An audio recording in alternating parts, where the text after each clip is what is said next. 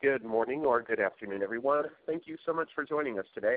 My name is Anthony Salas, and on behalf of the American Marketing Association, I'd like to welcome you to today's webcast sponsored by LinkedIn and titled Using LinkedIn for Demand Generation. As part of our continuing efforts to be the most relevant force and voice shaping marketing around the world, the AMA offers a variety of resources, training, and tools to enhance your lifelong learning and provide you with valuable information and connections. So at your convenience, we do ask that you go visit ama.org to see a full listing of our upcoming events, both in person and online. And you can also click through the links to the various resources that are available. So again, at your convenience, please do go visit ama.org. And before we get started today, just a few quick housekeeping items to go over. We are recording today's full presentation, and we'll be making it available to you very soon after, so look for that coming your way. If you can join us today on Twitter, we would appreciate your engagement at hashtag LinkedIn@DemandGen. So you see that currently on your screen, so feel free to send out some tweets as the presentation goes on. And if you have any questions, please use the chat feature that you see there to the left of your screen. Any technical questions you might have, you can enter in that area, and we'll get to those as quickly as possible. And content-related questions, we do encourage you to enter those as the presentation goes on. We will add those to our list of questions and then be addressing them at the end of the formal presentation. So now I am pleased to announce our speakers joining us for today's presentation. We're being joined by Amanda Halley, who is the Senior Managing Marketer, and Jennifer Augustin, who is the Group Manager of Marketing. Both Amanda and Jennifer are with LinkedIn. And they've got a lot of great insights about today's topic they're going to be sharing with you today. So with that, I'm going to turn it over to Jennifer to start today's presentation. Great. Thanks so much, Anthony. And thank you to everyone who's been able to join us today for the call. As Anthony mentioned, we are going to be talking about a great topic, using LinkedIn specifically for demand gen. I'm Jen Augustin. I'm actually on the product marketing team for LinkedIn Marketing Solutions. And today I'm joined by Amanda Halley, who manages all of our internal demand generation programs for LinkedIn. And so let's go ahead and get started. So I do want to encourage everyone to engage with us whenever you can. As Anthony mentioned, we're going to have some dedicated time at the end of today's session to address all your questions, so please do submit them in the chat box. Do tweet along and join the conversation on Twitter using hashtag LinkedIn@DemandGen. And of course, follow us for more at LinkedIn Marketing, both on Twitter and of course LinkedIn. So a quick look at what we're going to be talking about today. We're no strangers to the relationship between demand gen and the buyer's journey. I think it always helps to start the conversation around demand gen with sort of what that buying process looks like.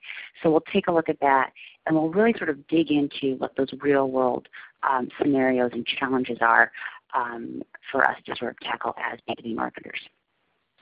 And then taking into account where those challenges, but also massive opportunities are, we're going to walk through how you can really approach solving them with demand generation using LinkedIn. And then I will hand things over to Amanda, who is going to walk through some of her own best practices and tips for using LinkedIn to drive more leads. So today's buyer's journey, the only thing predictable about it is just its unpredictability, right? You have multiple people in the buy-in process. They are logging in via different devices. They're on the move. Oftentimes they're making important business decisions outside of the office. So it really puts the onus on us as B2B marketers to just be wherever our prospects are. And to get really specific about it, people are educating themselves to the point where they can be through the buying process up to 90% through the process and the purchasing decision before they're even raising their hands to talk to sales. And on top of that, they're consuming so much content to educate themselves, right? They prefer oftentimes to reach out to their peers, to seek online reviews, instead of making that move to actually talk to sales. So it's a challenging world for us, right? But it always comes down to, in my opinion, this marketing funnel. And if you break it down in its most simplest form, which can really still be quite useful, the marketing funnel can be broken down into, at the top of the funnel, we are most concerned with reaching the right audiences and driving them into the funnel. As they progress through the cycle, we're looking to nurture them more effectively and build those relationships. And then, of course, at the bottom, our goal is to acquire new leads and customers, right? So what are we doing to achieve sort of this full funnel marketing approach today? Well, some of us are investing in things like display advertising. Display advertising works really well at the top of the funnel to reach your target audiences at scale. Social media marketing is pretty much a must-have these days. Content marketing goes without saying. This actually fuels a lot of the other channels that you see here, right? And as we saw earlier with that statistic, it's more important than ever to invest and really develop strong content marketing resources to help educate your prospects throughout the process. And of course, these last three, email and search. So for those of us who have been in this line of work for a while, as demand gen marketers, email and search are sort of our tried and true channels, right? We're very used to using the technologies. We know how to measure our success. And it's pretty natural that we sort of gravitate towards these channels when it comes to driving leads. And by no means are they going away at all anytime soon. So today's conversation, though, is going to sort of build on how can you start to rethink demand gen? How can you start to rethink beyond email? And that's something that we'll focus on in a little bit. So let's take a look at what this challenge looks like. If you think about when you're starting to drive leads, when you're attempting to drive leads, you have a bunch of marketing programs out there in play. And the goal is really to drive them to your website, right? What happens, though, is that 95% of those people that are coming to your site, that are getting to your site and potentially interested, they're leaving before actually filling out a form, before beginning sort of that traditional demand gen process. And if you think about it, the buying cycle is long and complex, right? It's understandable that people aren't going to want to give their information away right away. So that leaves us with about 5% of people filling out a form. So if we take that amount of people and we say, all right, they're in our email database, let's think about now what your industry standard sort of email open rate is. Probably about 18 to 20%, right, on a good day. So if you flip that around, for the people that you do have contact information for, only 80% of them aren't engaging with you, right? Because only 20% of them are opening emails. And that leaves us with only about 1% of our opportunities, potential opportunities captured. So this is going to be a big focal point for today. How can we sort of turn this around? How can we make this better? So we're going to think about how to use LinkedIn solutions specifically to do better. Okay, so let's go back to that complex buying process, the unpredictability of it. Let's point out a few things here. Number one, there's more than one person involved in the buying process, pretty much always, right? 5, 10, 15, in this case, more 17 people when it comes to enterprise tech purchases. Number two, 44% of these buyers are researching your company products and solutions on a device, on a mobile device, on a tablet, smartphone, what have you. The problem is, number three, 61% of us aren't actually using mobile marketing. Our marketing is not optimized for mobile. This is a huge miss. But let's say, number four, we do get them to our site. Again, 95% of them aren't filling out a form. Number five, 80% aren't opening their emails. And here's something really interesting. Number six, half of business decisions are being made outside of the office. So this is just testament to the fact that we need to sort of rethink the way we're reaching business professionals. They're no longer sitting in front of just their email inbox from 9 to 5. They're surfing the web. They're literally on the go. So how are we going to make sure that we're there when they're ready to engage? So today's going to be about driving more effective marketing and really starting to rethink demand gen. So traditionally, we sort of think of demand gen as residing on the bottom of that funnel, and it's still very much an important part, right? But I want to sort of bring up the idea of the importance of reaching people at the top of the funnel. Because if you think about it, the more people that you drive into the top, the more targeted people that you drive into the top, the more that you'll have to influence at the bottom. So part of our discussion today is going to be how can you increase awareness, increase and build your brand, and really shape the perception of your brand throughout the buying cycle, even when people aren't ready to buy. And then we'll talk about, of course, all those important things to us as demand gen marketers, getting lead quality right, getting the volumes right, driving more conversions, and driving more revenue. So let's take a look at what the LinkedIn Marketing Solutions platform looks like. Some of this may be familiar to a lot of you, especially if you're already LinkedIn customers, but I figured it was a good way to sort of start the conversation. So our goal is to really give marketers a full funnel platform. And by that we mean whatever your objective is, wherever it resides on the funnel, we want to give you a solution to help you achieve that goal. So as you can see, if you're looking to reach people, reach more of your target audience, build brand awareness, our solutions such as on-site and network display advertising are very good for this objective. Sponsored updates is also really good for top funnel activities. And sponsored updates is kind of unique because it actually plays at both the top and the bottom of the funnel, as we'll see. So you can use sponsored updates effectively to build your brand, but you can also use it to drive actual conversions and leads at the bottom. Sponsored InMail is our one-to-one solution for reaching out to customers via the LinkedIn inbox. And then Lead Accelerator. Lead Accelerator is really our nurturing solution, which we'll talk about in more detail later, but it essentially builds on the idea of email nurturing but expands it to display and social ads, as we'll see. So with all of these products in mind, how are we going to start to rethink demand generation? I want to focus on 4 key areas today. So the first area is that top funnel conversation. Why is it important to invest in the top funnel? How are real customers using top funnel channels to drive more bottom funnel conversions?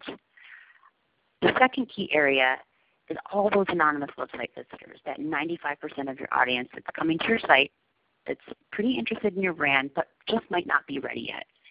What are some ways you can keep your brand in front of them without relying on their email address? Number 3, tailoring messages based on people and interests.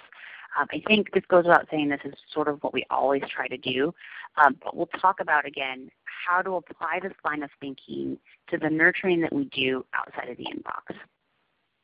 And then finally, we'll talk about sort of that mobile conundrum. How are we able to use LinkedIn to reach prospects where they're most engaged and where they're going to be most receptive to our message? So top funnel programs.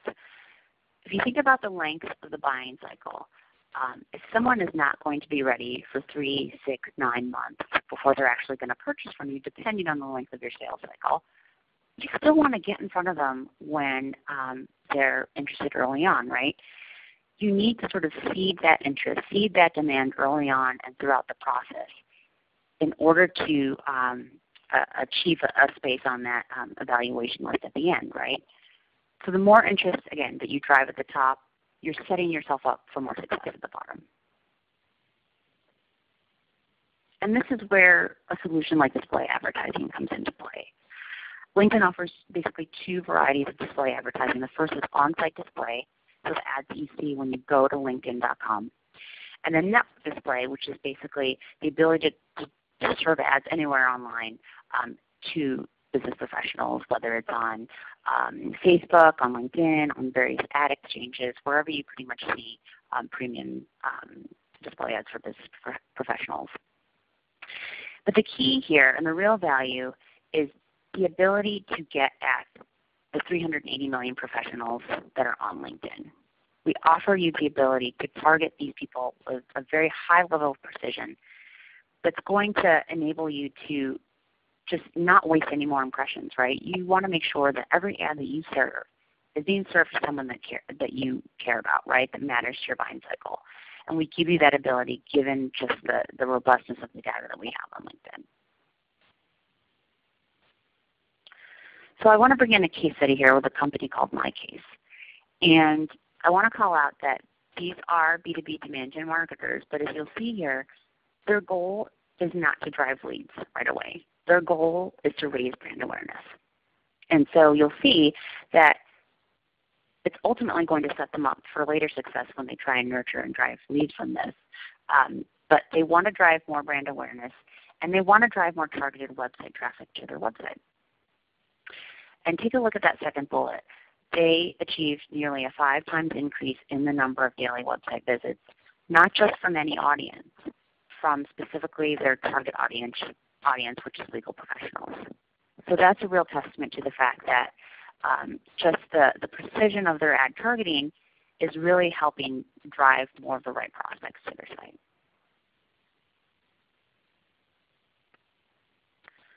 So let's talk about the second piece now, turning anonymous visitors into customers. We all sort of deal with this dilemma, right?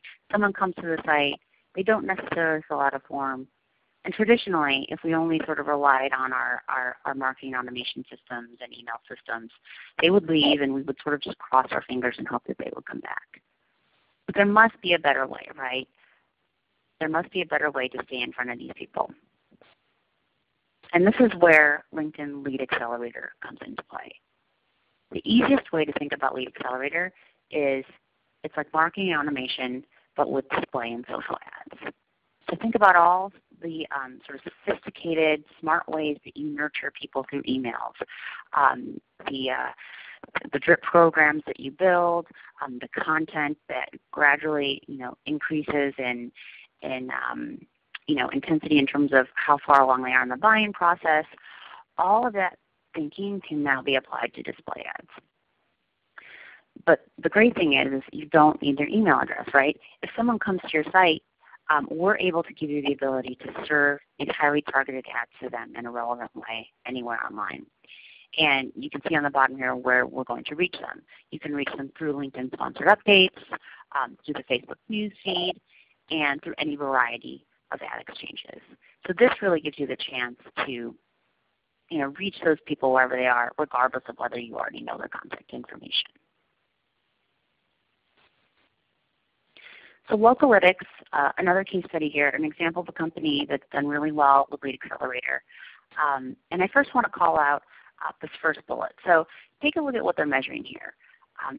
116% increase in page views per visitor and a 56% increase in visits per visitor.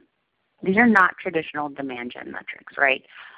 And I wanted to call this out because this is one of the great sort of full funnel analytics reporting features that LinkedIn offers. When you deal with display ads, you're often not going to measure leads driven directly from clicks on those display ads. That intermediate part between the time that someone clicks on a link and someone becomes a lead is really engagement. Let's call it the middle of the funnel metric just for purposes of today, right? Measuring engagement is really key, and Localytics has done a fantastic job of it because what they're seeing is that their display ads are causing people to not only come to their site, but spend a ton of time consuming their content and coming back to their site on repeat visits. These are great indicators that their display ads are working. But of course, leads are important to Localytics as well. So let's take a look at the second bullet, more than 870 new leads from just those anonymous visitors. So this is a great stat because this is not taking into account all those people that they already knew. These are the people that came to their site, didn't give over their information. They were able to get more than 870 new leads from them, which is great. And those people, what's more, they were actually sales qualified leads. So again, speaks to the level and precision of targeting that they're able to get with their ads. So next bucket that we're going to try and tackle here, messages based on people and interests. Think about the nurturing programs that you have in your marketing automation system today. You probably have them segmented in very smart ways, right? People that may have just visited your site a couple times, downloaded a couple pieces of content versus people who are further along in the buying process and more sales ready. We're going to talk about how you can actually apply, again, the same line of thinking to the people that you don't necessarily know yet. So again comes the value of Lead Accelerator. It lets you nurture everyone, but in a different way. So let's take two groups of people as an example. The first group of people are homepage only visitors, we'll call them. These are the people that come to your homepage and then leave because they're just not ready to go further in the conversation. The second group of people are more engaged visitors. These are people visiting your product page, your pricing page, your demo or free trial page. Arguably people who are much more sales ready and ready to have a conversation, right? Lead Accelerator, again, gives you the ability to nurture these people in a different way with different content and with different timing, just as you would in your email nurture programs. But again, this time, these are people that you don't necessarily know yet, but you can still nurture them quite effectively with display and social ads. So Workfront is actually a great example of a company that really takes advantage of the segmentation capability. As you can see from this first bullet, their target audience actually runs the gamut from IT professionals to marketers to other high-level decision makers. So they have a lot of different audiences they want to go after. They're obviously not going to use the same content or messaging for each of these audiences, right? So they actually use very highly segmented content and audience strategies with Lead Accelerator. And I definitely encourage you to go read the full case study for Workfront if you're interested in seeing how they build their segmentation strategy, and I'll provide the link to you at the end of today's session. But in doing so, they actually generated more than 640 leads and achieved a CPL much lower than they were targeting, which is of course great. Okay, so last bucket before I hand things off to Amanda. How are you going to solve that problem of reaching prospects where they're most engaged? How can we start taking advantage of mobile marketing? Two great vehicles for that, LinkedIn sponsored updates and sponsored InMail. So sponsored updates are those updates that you see when you come to LinkedIn.com and they're in your feed, but they've been sponsored by different organizations and companies. People are coming to LinkedIn not just to research information on their careers. They're actually coming to LinkedIn to consume content, to consume your content. And so it's really sort of a great opportunity to not only get your thought leadership pieces up there, but also start to drive leads using sponsored updates. Sponsored InMail is sort of our email solution within LinkedIn.com. And you can use it to really sort of build relationships with people on a one-to-one basis.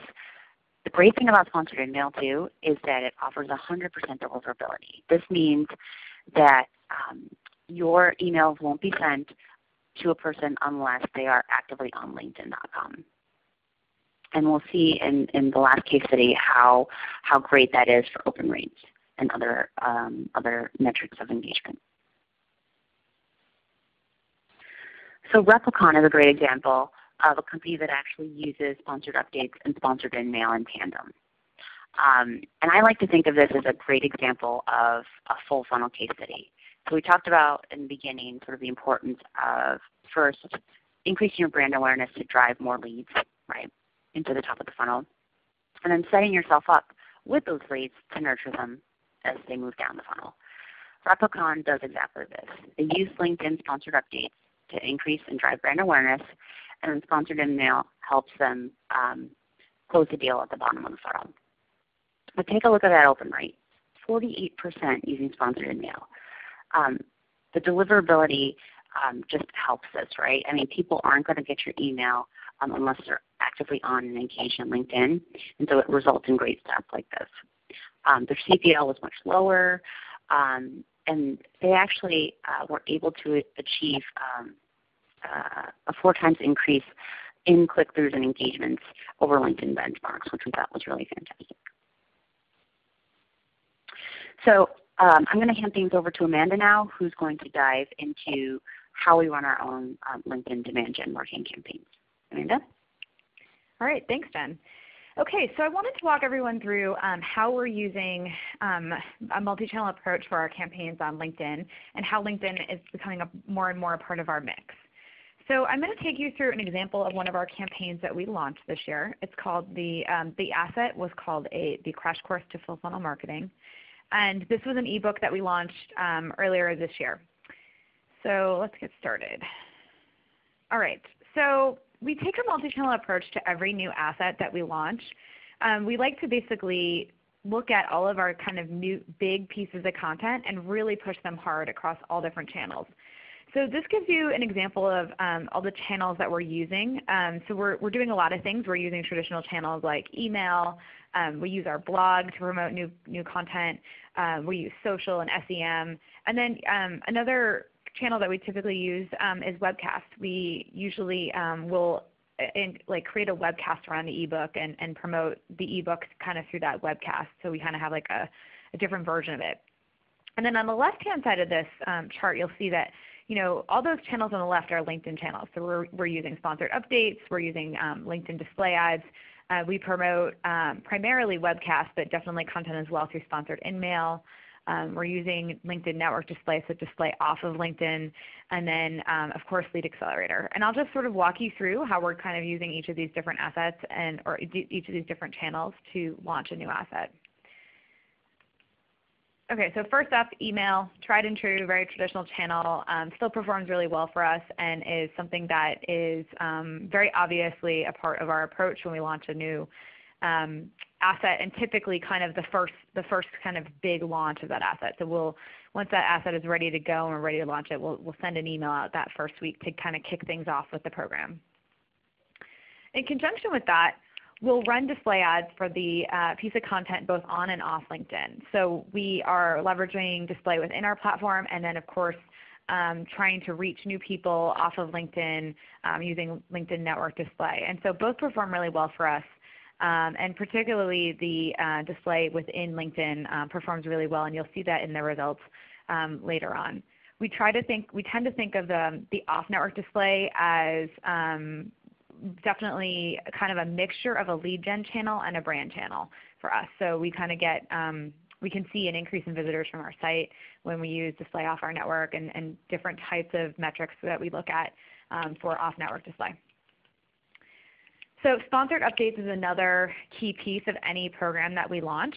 So we are constantly promoting our content through LinkedIn sponsored updates or promoting different pieces of it, pulling out research, pulling out different things, but trying to use that as a tool to generate demand for new pieces of content. And it works really well. It's a very effective channel for us as well, and you'll see that in my results section later on.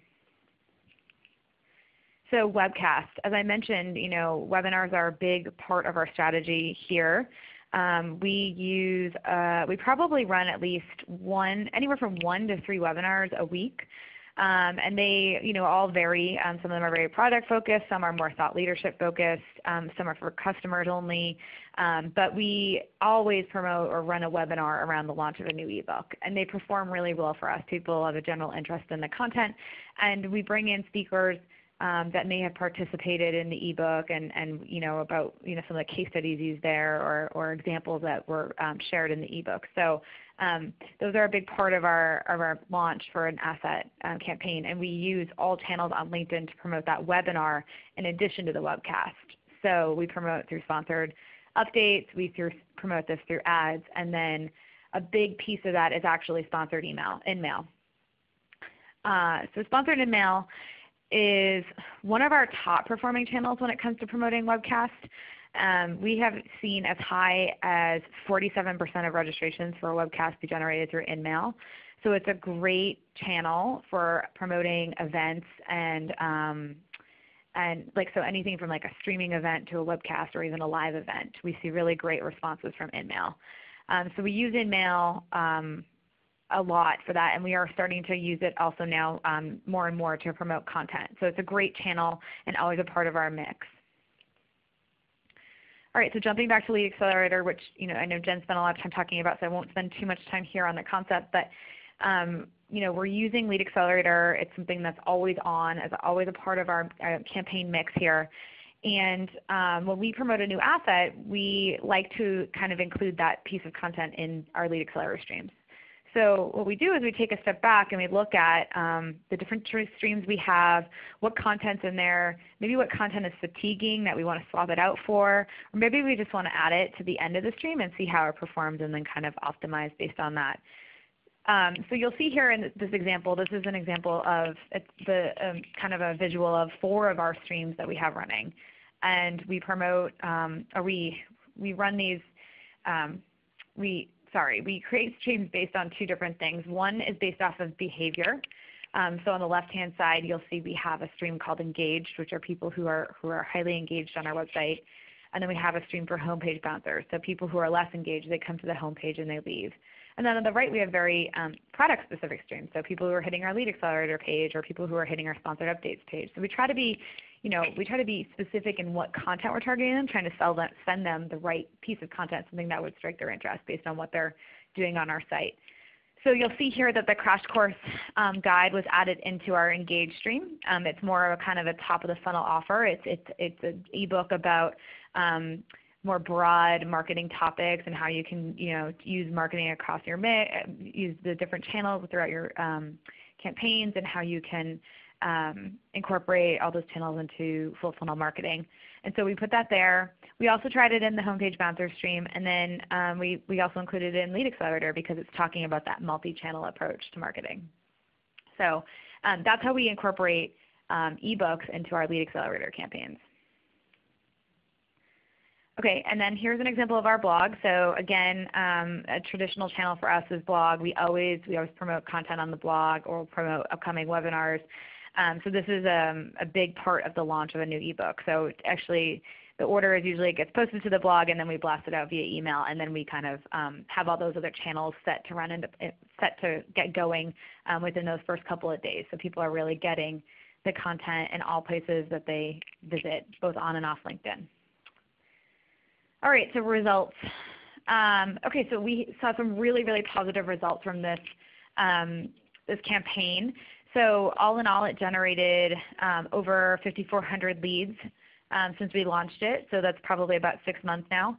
And we've driven 1,100 MQLs from those leads. So really strong numbers there. Our webinar that we did around the ebook drove 1,100 registrations.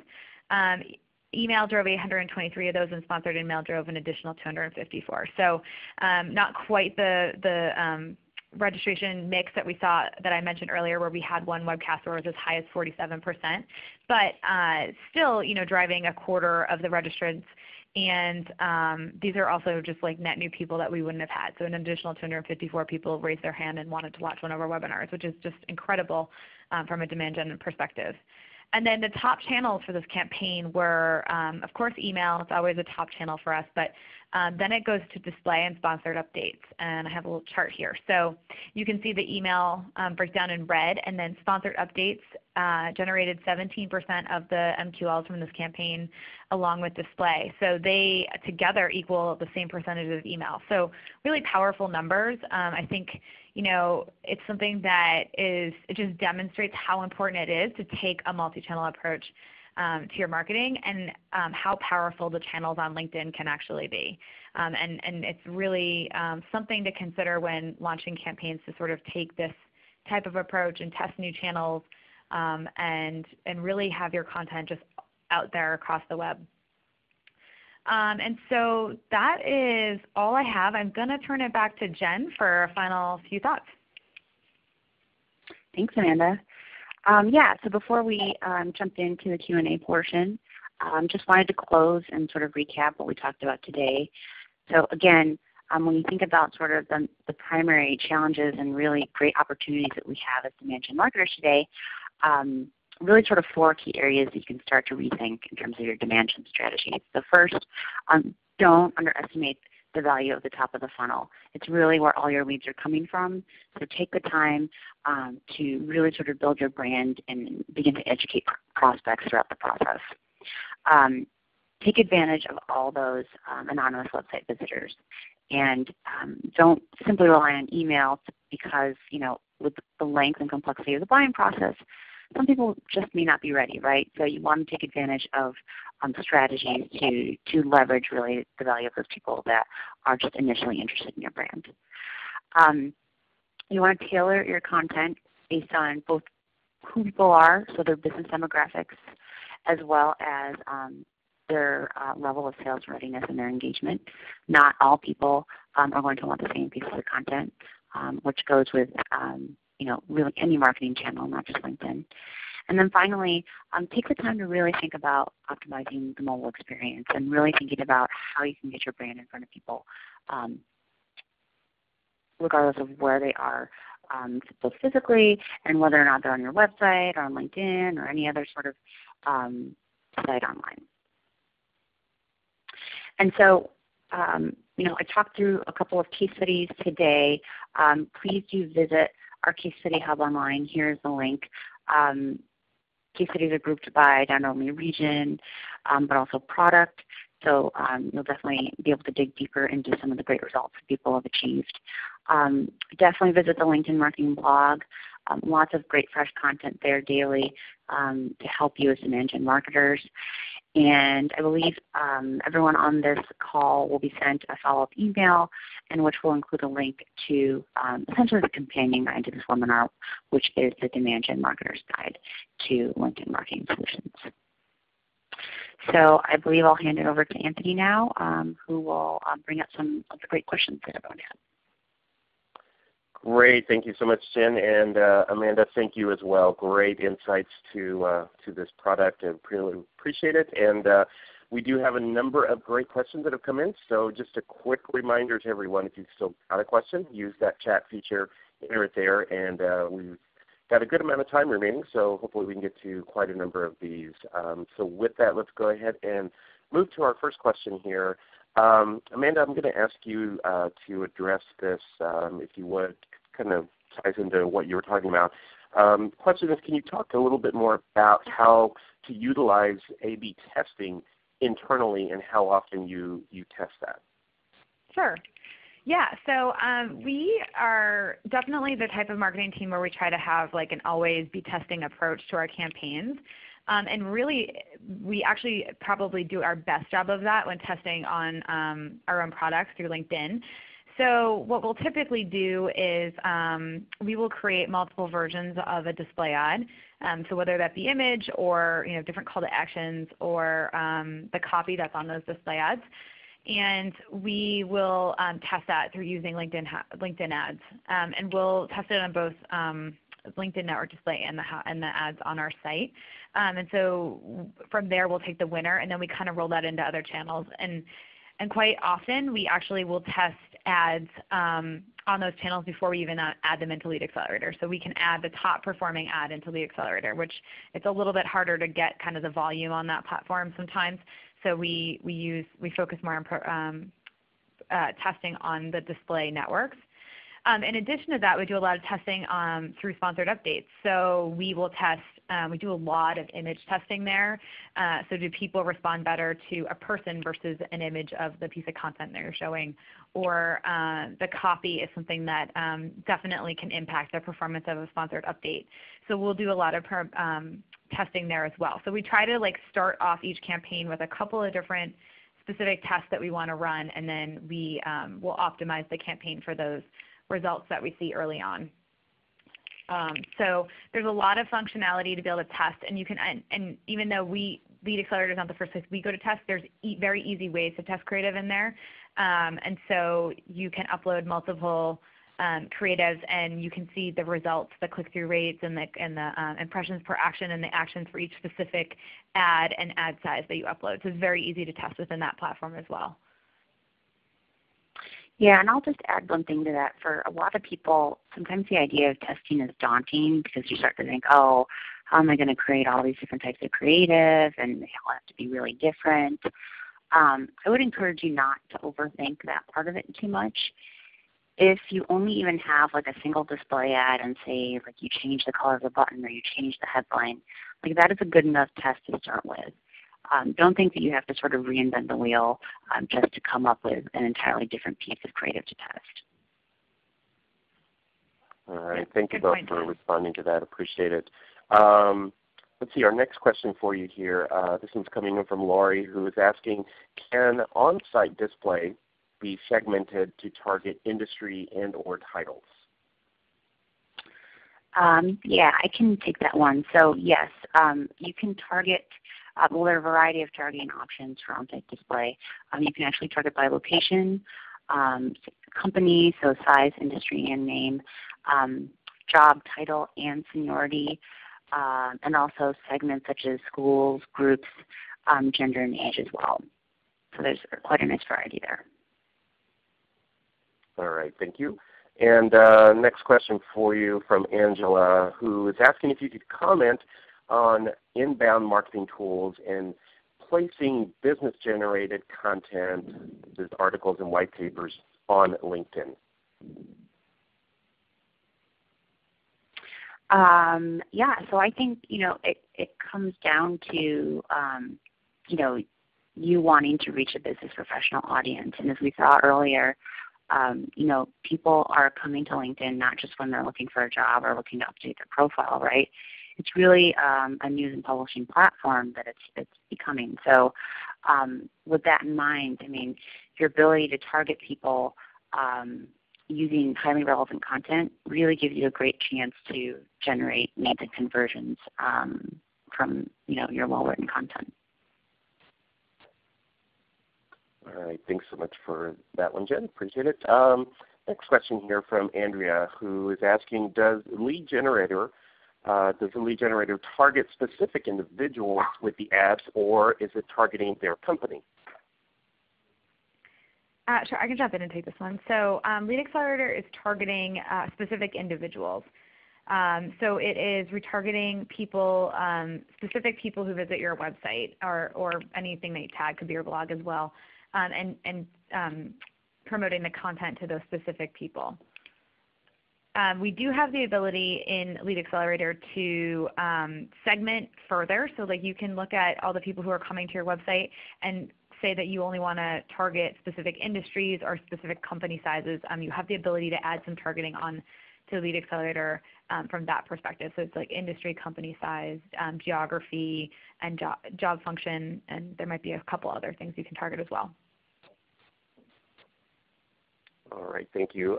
Next question from Stephanie, who wants to know, where do off-network ads display? Yep, so our network display inventory is on any variety of ad exchanges, as well as we have a LinkedIn publisher network, so we partner with a lot of premium business websites through which our ads will get served. And SlideShare is also a channel through which we have some inventory. All right, and next question from Natasha, who wants to know, so kind of regarding the ad link, where does the ad link link to? Is it going to a landing page with a form for the download? And if yes, do you host that in your marketing automation solution? Sure, I'll take that one. So yes, we are typically driving people to a landing page with a form.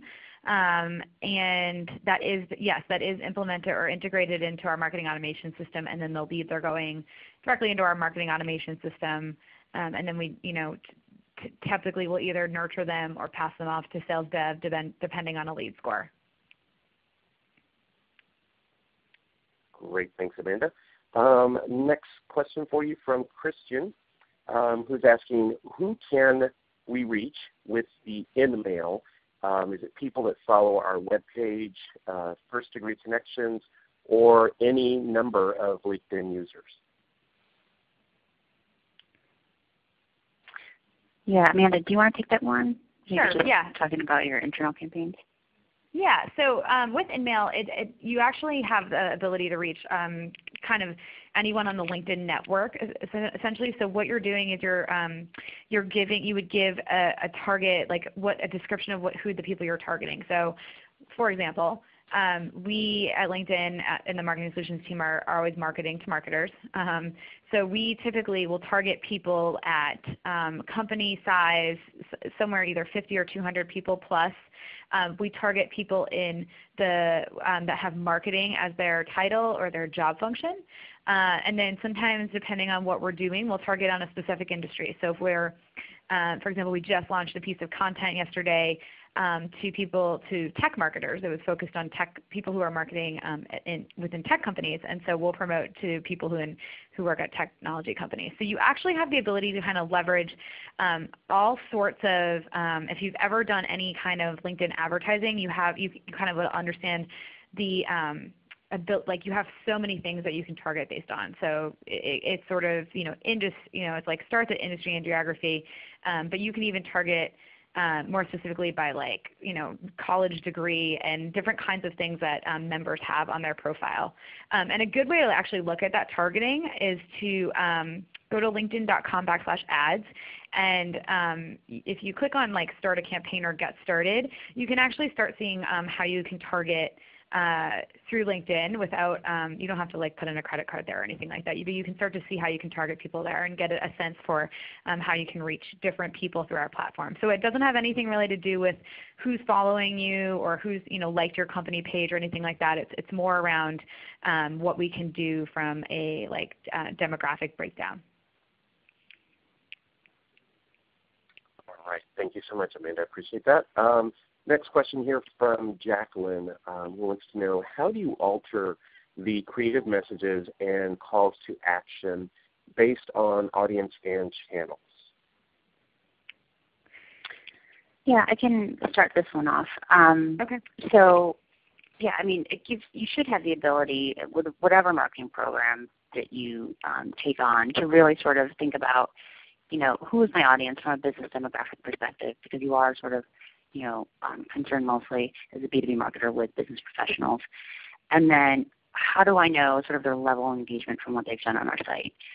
So Amanda can speak further to this, but in Lead Accelerator, you're able to sort of really precisely identify the audiences you want to go after and the content with which you want to go after them. So just for a very sort of generic example, if you're going after, like we talked about, just those homepage-only visitors who are only coming to your homepage and leaving, you probably don't want to offer them a data sheet or a free trial, right? They're just starting to learn about your brand. So in that case, you might offer them a very high-level white paper talking about your company, or just sort of a sort of broad-based thought leadership / industry piece.